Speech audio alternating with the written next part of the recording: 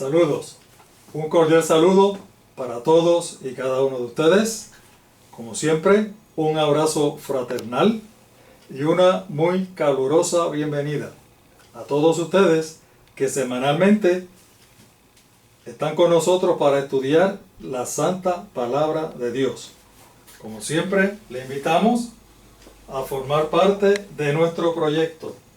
Escrito está Lucas 4.8. Estudios bíblicos. Estamos escudriñando las Escrituras. El llamado es a estudiar con nosotros. El tema de hoy, el pecado original, parte 3. Ya hemos tenido dos partes del pecado original. Hemos hablado del pecado y hoy vamos a comenzar a profundidad el tema del pecado original.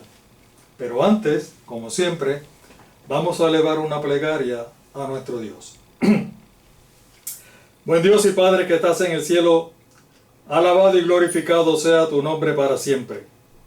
Te damos gracias, mi Dios, por todas las bendiciones con que nos has colmado durante todos estos días, toda esta semana. Gracias, mi Dios, por la vida, por la salud. Gracias por las bendiciones materiales con que tú nos colmas a cada día.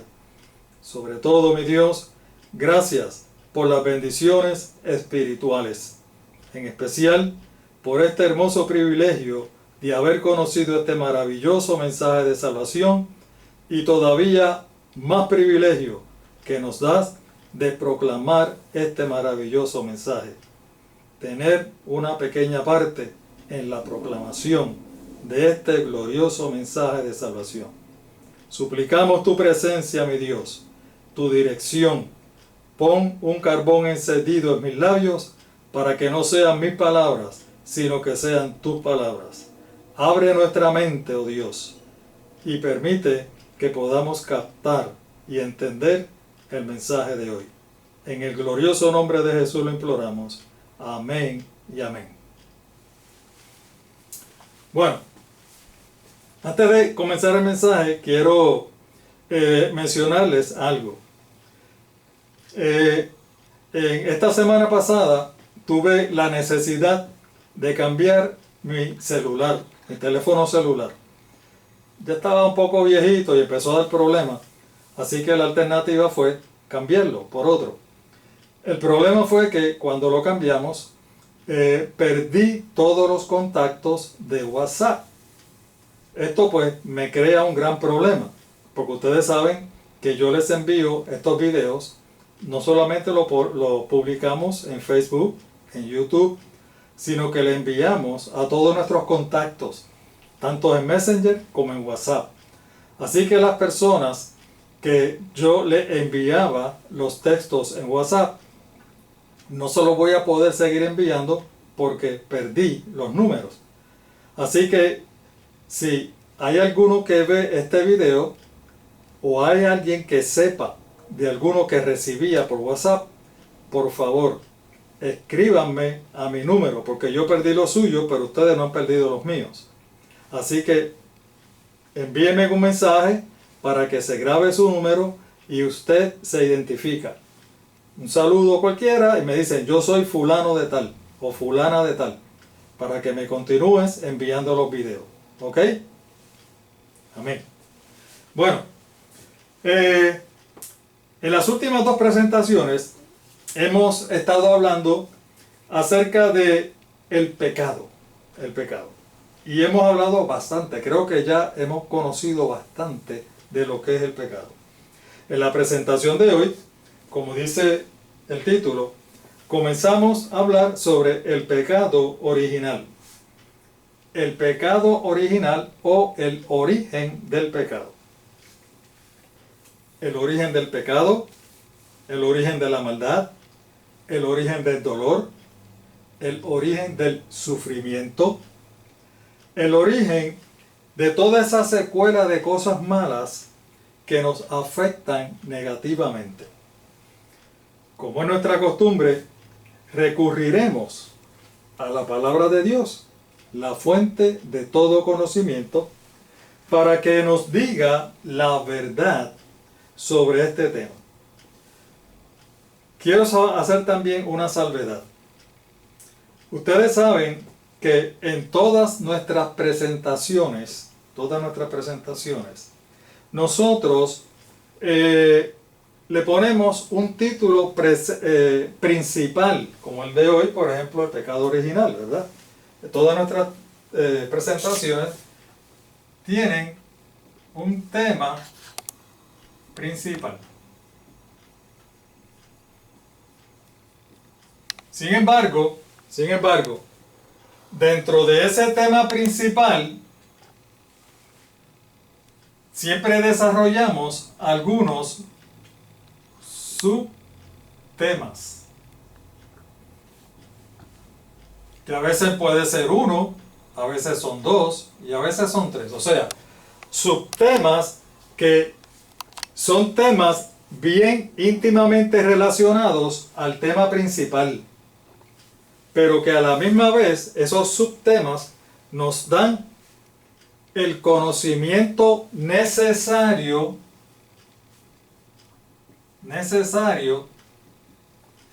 para que nosotros podamos entender mejor el tema principal. Todas nuestras presentaciones han sido así. Todas nuestras presentaciones van a ser así. Y la presentación de esta noche va a ser de esa misma manera. No va a ser la excepción. Así que dentro del tema principal tocaremos también otros subtemas que están íntimamente relacionados con el tema principal, y el objetivo es documentar todo con la Biblia, con la palabra de Dios, para que podamos tener una mejor comprensión de lo que estamos hablando. Bueno, vamos al primer texto del estudio. En Apocalipsis, capítulo 4, versículo 11, dice lo siguiente. Este es el apóstol Juan hablando. Señor, digno eres de recibir la gloria, la honra y el poder. ¿Por qué?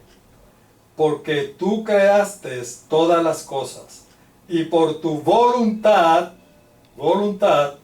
existen y fueron creadas. Aquí el apóstol Juan, que ya ustedes saben que fue el que escribió el Apocalipsis,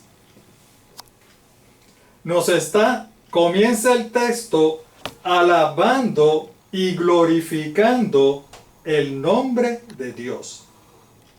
Alabando y glorificando el nombre de Dios. ¿Y por qué lo está alabando y glorificando? Sencillamente por una cosa.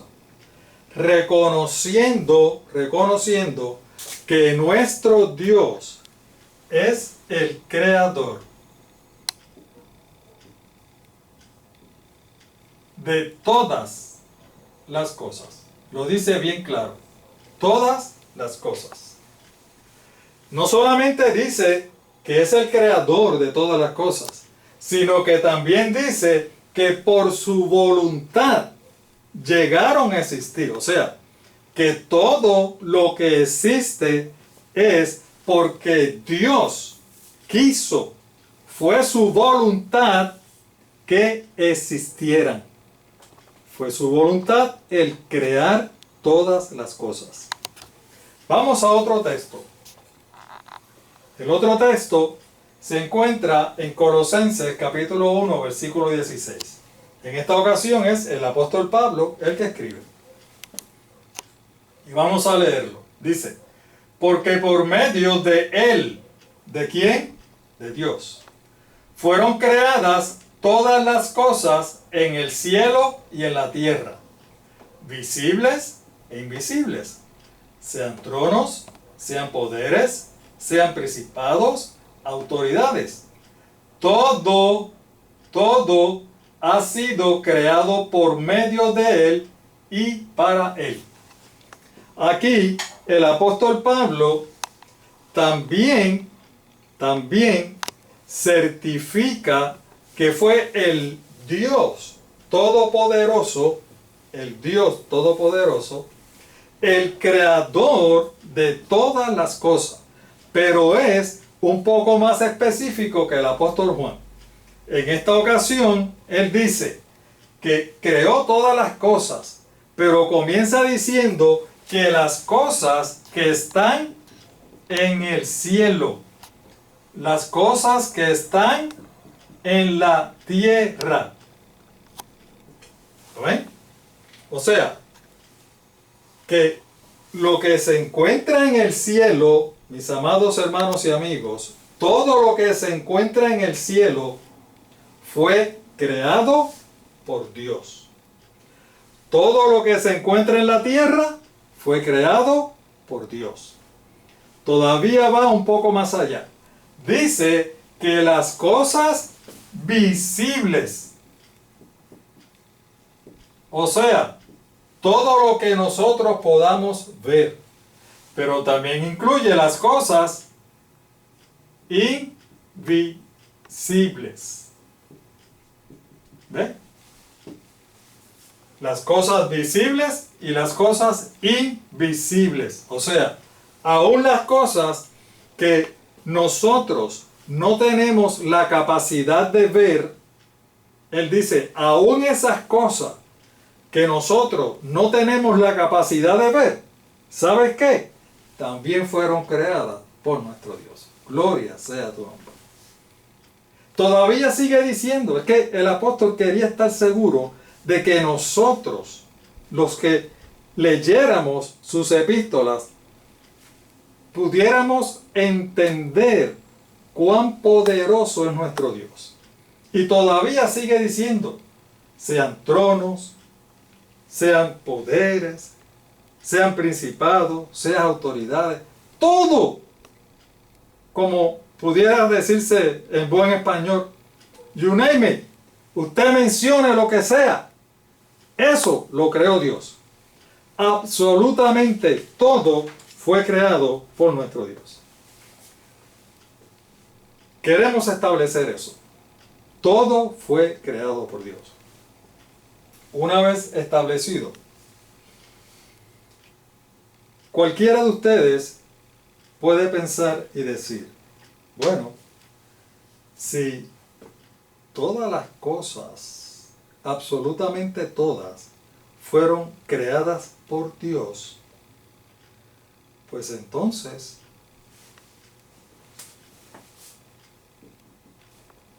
el diablo, que es Satanás, y el pecado, que es lo que nos ha traído, es la causa de todos los males, pues entonces esto también fue creado por Dios. ¿Y saben qué? Eso sería muy lógico pensarlo. Sería muy lógico. El razonamiento suena muy lógico. Sin embargo, le hago la petición a aquellos que puedan pensar de esa manera, para que nos den la oportunidad de consultar a la más que sabe, a la palabra de Dios, para ver qué es lo que la palabra de Dios tiene que decir con relación a eso. Y lo que vamos a ir es precisamente al origen. Al origen, o sea, al principio. ¿De qué? De el pecado. Al origen o al principio del pecado. Para aquellos que están pensando que el pecado comenzó en el huerto del Edén con nuestros primeros padres, les tengo que decir de que no. El pecado no comenzó en el huerto del Edén con nuestros primeros padres. El pecado comenzó mucho antes que eso. Y vamos a ver dónde fue que comenzó. Vamos a leer en el libro de Ezequiel, Antiguo Testamento, capítulo 28. vamos a especificar de que en estos, vamos a leer todos estos textos, desde el 14 al 17. Pero luego lo vamos a coger individualmente. ¿Por qué? Porque es tan importante lo que esto tiene que decir con relación al origen del pecado, que hay que cogerlo individualmente. Vamos a leerlo rapidito. Ezequiel 28, del 14 al 15 y 16 al 17. Tú, querubín grande, protector, yo te puse en el santo monte de Dios. Allí estuviste, en medio de las piedras de fuego te paseabas. Perfecto eras en todos tus caminos, desde el día que fuiste creado hasta que se halló en ti maldad.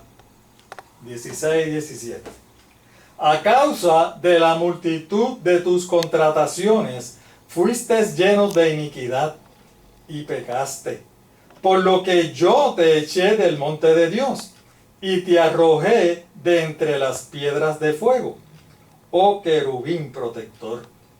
Se enalteció tu corazón a causa de tu hermosura, corrompiste tu sabiduría a causa de tu esplendor.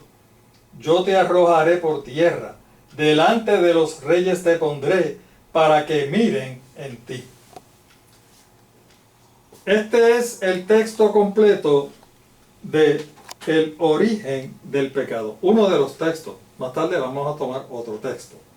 ¿Ven? Como dije, estos textos son tan importantes que de aquí, del entendimiento que nosotros podamos tener de esos textos, es que nosotros vamos a evaluar todas las otras cosas. Por eso es que lo vamos a tomar individualmente. Vamos allá. Empezamos con Ezequiel 28, 14. Dice: tú, querubín grande, protector, yo te puse en el santo monte de Dios. Allí estuviste, en medio de las piedras de fuego te paseabas. El texto comienza diciendo: tú, querubín grande, protector. La primera pregunta que tenemos que hacernos es: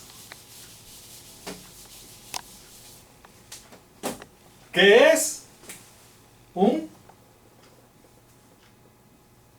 querubín? Porque así es que empieza el texto, ¿verdad? Tú, querubín grande protector. ¿Qué es un querubín? Bueno, en un estudio que hicimos de la Biblia, que en otra ocasión lo presentaremos en detalle para ustedes, nos dimos cuenta de que nuestro Dios creó a los ángeles.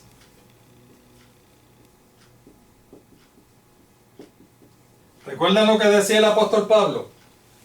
Todo lo que está en el cielo, lo que está en la tierra, lo que podemos ver y aún lo que no podemos ver, todo lo creó Dios. Los ángeles fueron creados por Dios. Ahora bien, el día pasado estuvimos hablando acerca de que Dios planificó toda su creación. Dios fue muy bien organizado en hacer toda su creación. Por lo tanto, nuestro Dios, cada cosa que creaba, le asignaba, ¿verdad? Ustedes recuerdan, le asignaba una función.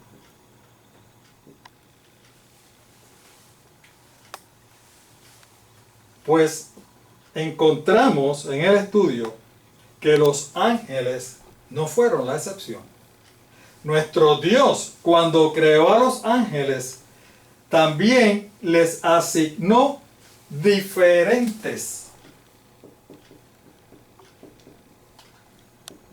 diferentes funciones. ¿Ve? Y en la Biblia, basado a las funciones de los ángeles, fíjense, no estamos diciendo de acuerdo a las categorías ni de acuerdo al rango. No lo estamos diciendo. Eso no es. De acuerdo a las funciones que el Señor le dio a los ángeles. De acuerdo a esas funciones, en la Biblia se mencionan 3 tipos de ángeles. ¿Ve? Precisamente se menciona a los ángeles en general. Ángeles. Pero también se mencionan otros ángeles que en su momento se llaman serafines, por las funciones que ellos llevan. Y también hay otra categoría, bueno, no categoría, otro nombre que se le da, que son precisamente los querubines. ¿Ve? De acuerdo a las funciones. Por lo menos, la Biblia por lo menos menciona esos 3 tipos de ángeles, de acuerdo a sus funciones. Los querubines, de acuerdo al estudio que hicimos, los querubines de los 3 ángeles, de los 3 tipos de ángeles, estos que están aquí, los querubines, son los que más cerca se encuentran de Dios. En realidad, los querubines casi siempre están en la presencia de nuestro Dios. ¿Ven? La función de los querubines es estar mayormente en la presencia de Dios. Y a estos querubines, Dios también lo que hace, que le asigna ciertas funciones especiales, ciertas tareas especiales. Lo podemos ver allí en Génesis, capítulo 3, versículo 24. Vamos a leer. Echó pues fuera al hombre y puso, esto fue cuando Adán y Eva pecaron, y puso al oriente del huerto del Edén querubines.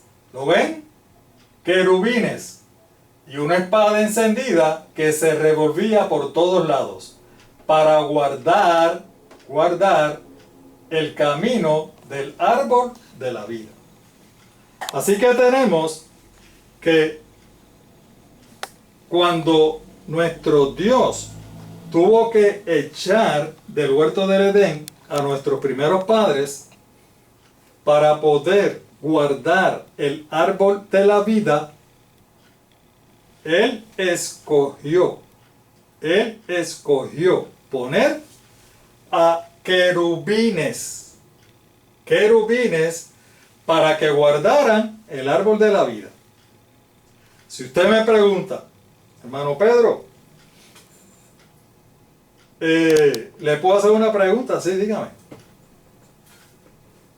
Los querubines eran los únicos que eran aptos para esa misión, para esa tarea. ¿Eran los querubines los únicos aptos para eso? ¿O cualquier otro ángel, los serafines y los ángeles, podían guardar el árbol de la vida? Pues yo sinceramente le tengo que decir que yo no sé. La Biblia no revela eso. No lo revela. Si los querubines eran los únicos aptos, no sé. Si los demás ángeles podían hacer esa tarea, tampoco la sé.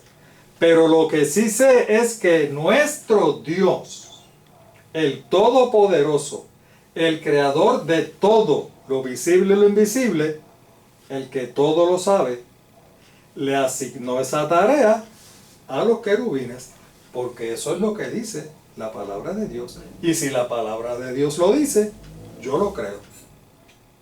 ¿Ve? Y yo no soy quien para cuestionar la voluntad de mi Padre Celestial.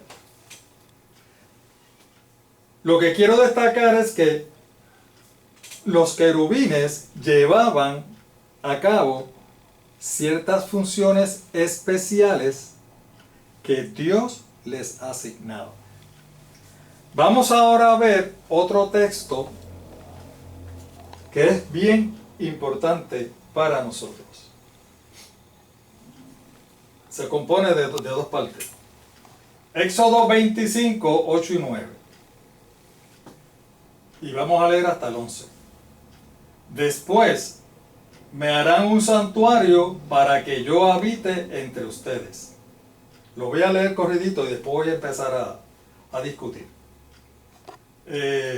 Después me harán un santuario para que yo habite entre ustedes.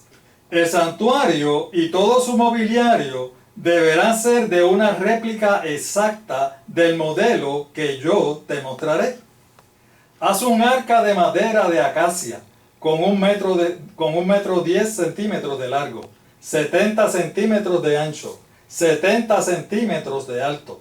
Recúbrela de oro puro por dentro y por fuera, y ponle en su derredor una moldura de oro. Fíjense, ustedes recordarán que en una presentación que dimos anteriormente titulamos ¿cuál fue el motivo de Dios para poder escoger su pueblo? ¿Ve? ¿Por qué fue que Dios escogió un pueblo en específico en esta tierra? Que ese pueblo fue el pueblo de Israel. Y habíamos dicho por la Biblia, descubierto por la Biblia y demostrado, que uno de los objetivos era porque Dios quería habitar en medio de su pueblo. O sea, que Dios quería morar con su pueblo. ¿Lo ven? Y precisamente este fue uno de los textos que utilizamos para demostrar que Dios quería habitar, morar, vivir dentro de su pueblo. ¿Y cuál fue el instrumento que Dios utilizó para poder morar, habitar y vivir en medio de su pueblo? Pues fue precisamente el santuario. Voy a borrar aquí.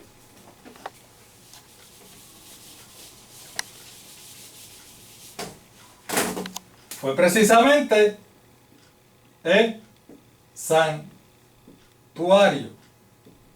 que es lo mismo que el tabernáculo. ¿Ven? El santuario o el tabernáculo era el instrumento que Dios utilizó para poder habitar, para poder vivir, morar dentro de su pueblo. Y fíjense que ese santuario o ese tabernáculo, Dios se lo mostró a Moisés. Oigan, y ese tabernáculo era tan y tan importante para Dios, que Dios fue extremadamente específico. Les dio las dimensiones exactas de cuál era el tamaño de ese tabernáculo. Le dijo todo el mobiliario exacto que iba a tener cada departamento de ese tabernáculo. Y les dio las dimensiones exactas de todo lo que iba a formar parte de ese tabernáculo. Si nosotros leemos completo Éxodo, Levítico y Números, vamos a encontrar que Dios le dio específico hasta el tipo de tela, pero una cosa excepcional, extremadamente específico. ¿Lo ven? Extremadamente específico. Aquí nos hace referencia a que en el versículo 10 nos hace referencia a un arca de madera, un arca. Y le dio también, como era su costumbre, las dimensiones específicas de esa arca. Y le dice, la vas a hacer de madera de acacia, que en ese entonces era la mejor madera que existía. Pero no solamente la vas a hacer de madera, la vas a recubrir de oro puro, por dentro y por fuera. ¿Ve? O sea, que esa arca va a aparentar ser de oro puro completo. Bueno, va a ser de oro puro porque ahí va a estar recubierta de oro puro completa. ¿Ve? Dios fue bien, pero que bien específico.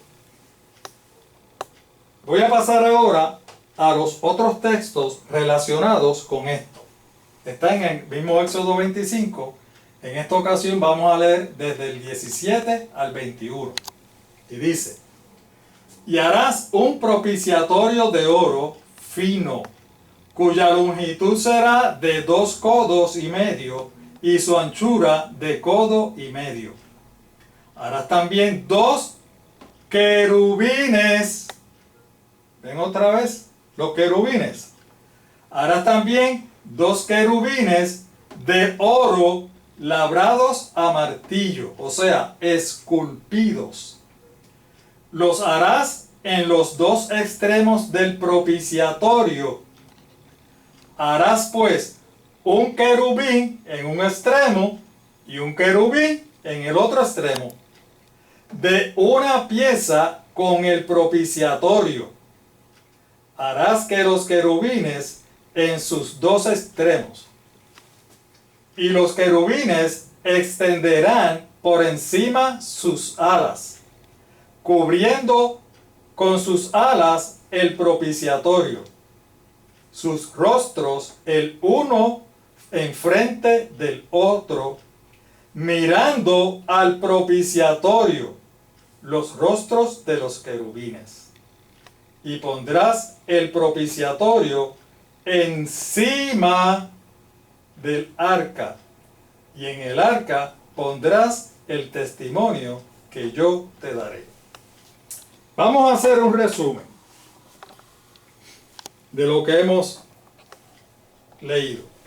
Nuestro Dios le dice a Moisés que él quiere habitar, él quiere morar con su pueblo. Y le dice, yo voy a habitar con ustedes, pero quiero que me hagas un santuario o un tabernáculo. Ese va a ser el tabernáculo de reunión. Ese va a ser el templo de reunión. ¿Lo ven? Donde se va a reunir todo el pueblo. Ese tabernáculo va a tener varios muebles, un mobiliario. Y dentro de ese mobiliario se va a hacer lo que se va a llamar el arca del pacto. El arca del pacto. Ahora bien, esa arca del pacto que ya vimos que iba a ser de acacia y que iba a estar recubierta de oro puro por dentro y por fuera, esa arca del pacto iba a tener dentro 3 cosas. 3 cosas. Número 1, iba a tener un envase con el maná. ¿Recuerdan el maná que cayó del cielo para alimentar al pueblo de Israel durante 40 años? Pues dentro de esa arca iba a estar un envase con maná. Iba a estar también la vara de Aarón.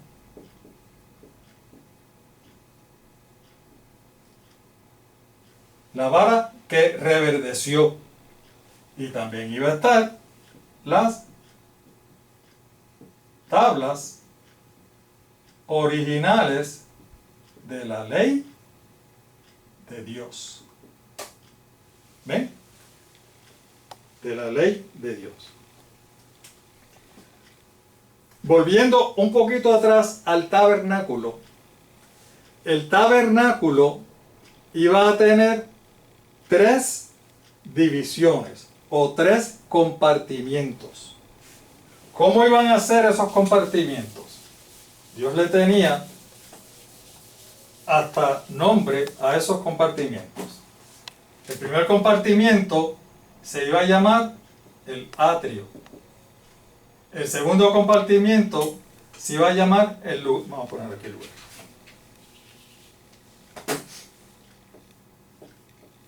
Lugar santo. Y el tercer compartimiento se iba a llamar el lugar santísimo. Santísimo. Lugar atrio, lugar santo y lugar santísimo. Esos eran los 3 compartimientos.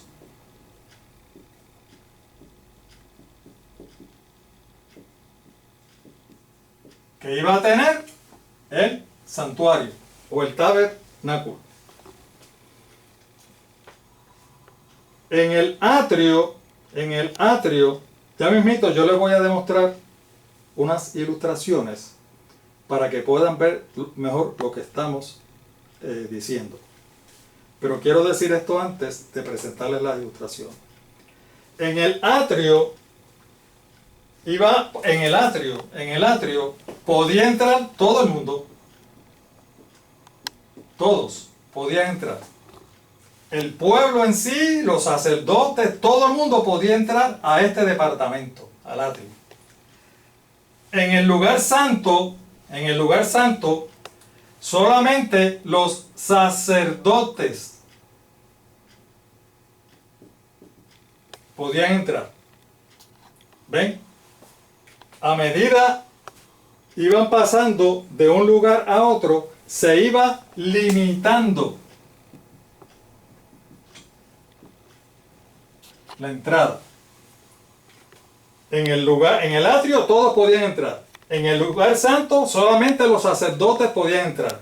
Y aquí se podía entrar a diario, porque los servicios eran diarios, ¿verdad? Sin embargo, en el lugar santísimo solamente podía entrar una sola persona, el sumo sacerdote.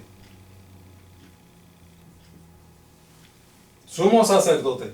Y tampoco podía ser todos los días. Este sumo sacerdote, que era el único que podía entrar al lugar santísimo, entraba una sola vez al año.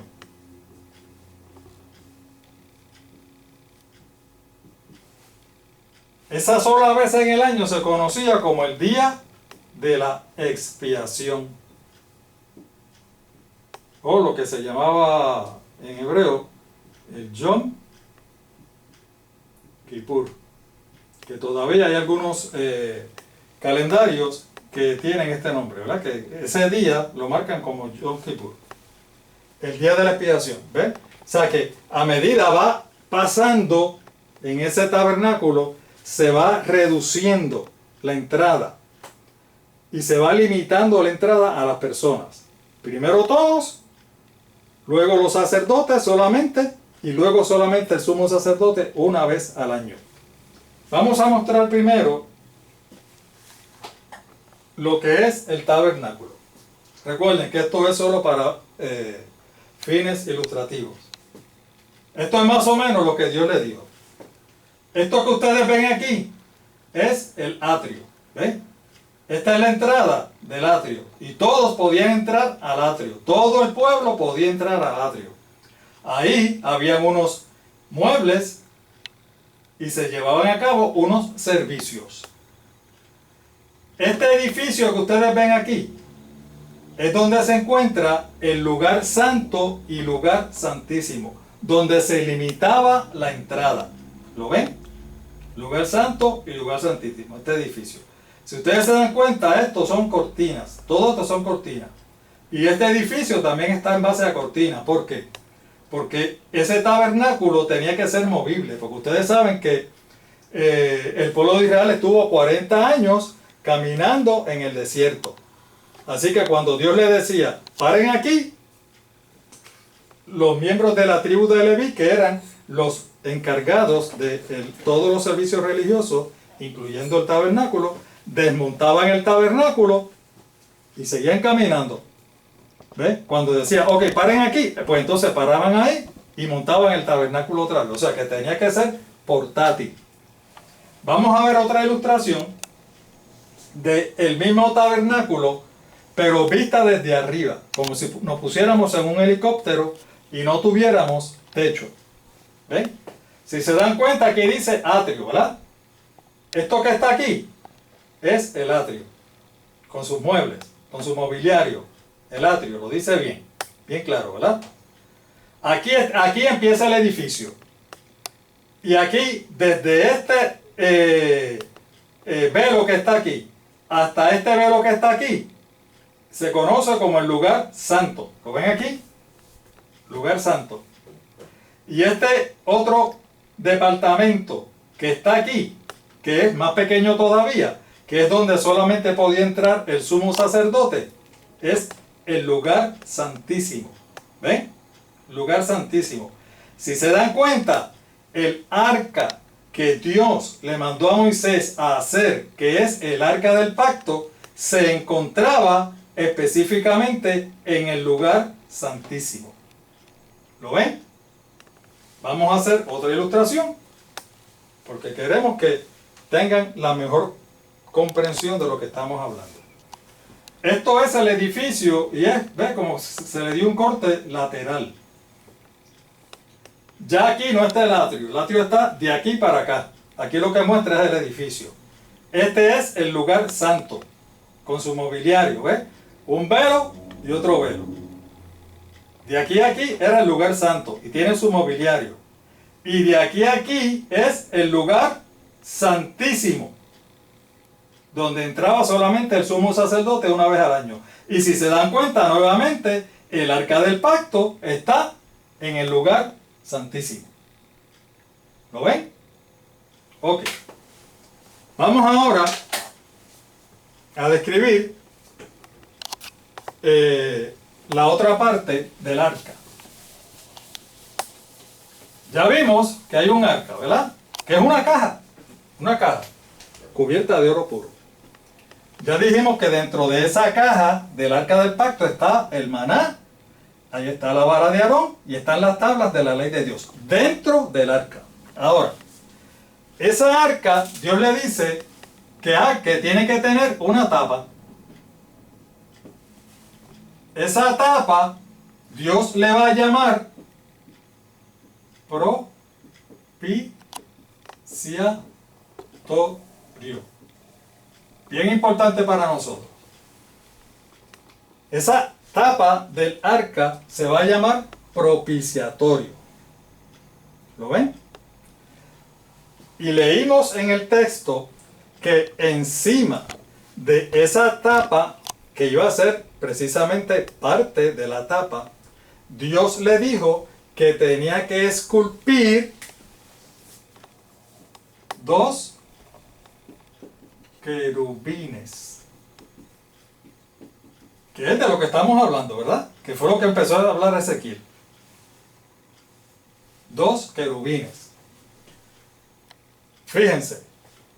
Dos querubines encima del propiciatorio. Cuando Dios se quería comunicar con su pueblo, cuando Dios quería hablar con Moisés, cuando Dios quería habitar, morar con su pueblo, Dios se manifestaba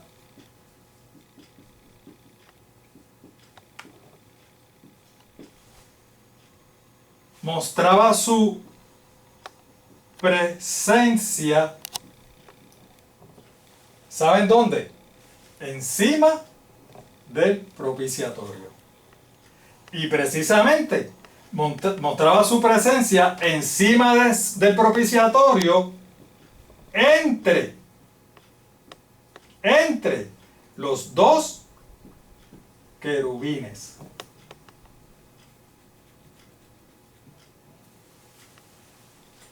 Interesante, ¿verdad?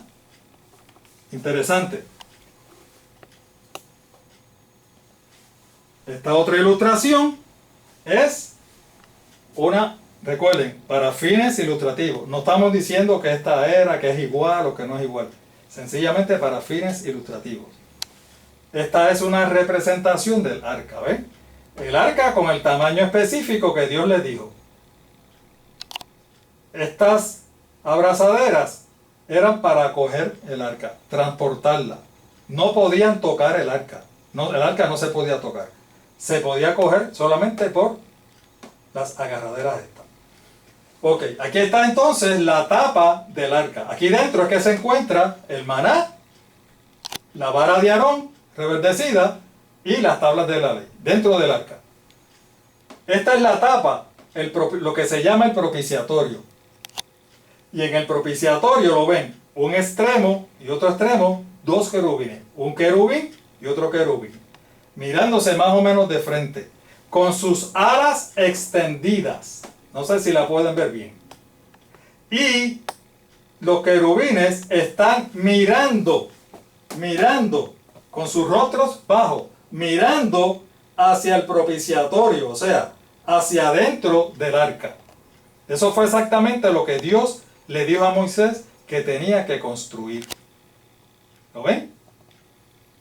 Esto aquí es el propiciatorio.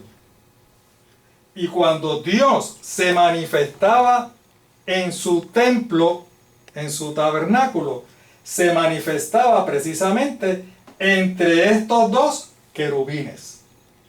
Vamos a verlo. Números, capítulo 7, versículo 89. Dice: y cuando entraba Moisés en el tabernáculo de reunión para hablar con Dios, ¿para hacer qué cosa? Para hablar con Dios. Oía la voz de Dios que le hablaba de encima del propiciatorio que estaba sobre el arca del testimonio, de ¿entre quiénes? Los dos querubines. Y hablaba con él. ¿Lo ven? Cuando Dios se manifestaba, cuando Dios hacía acto de presencia, se manifestaba sobre el propiciatorio entre los dos querubines. ¿Lo ven? Vamos a corroborar. Recuerden, nosotros, hermanos y amigos, no nos estamos inventando nada. Todo lo estamos sacando de la palabra de Dios. ¿Lo ven? Y este es un subtema del tema principal.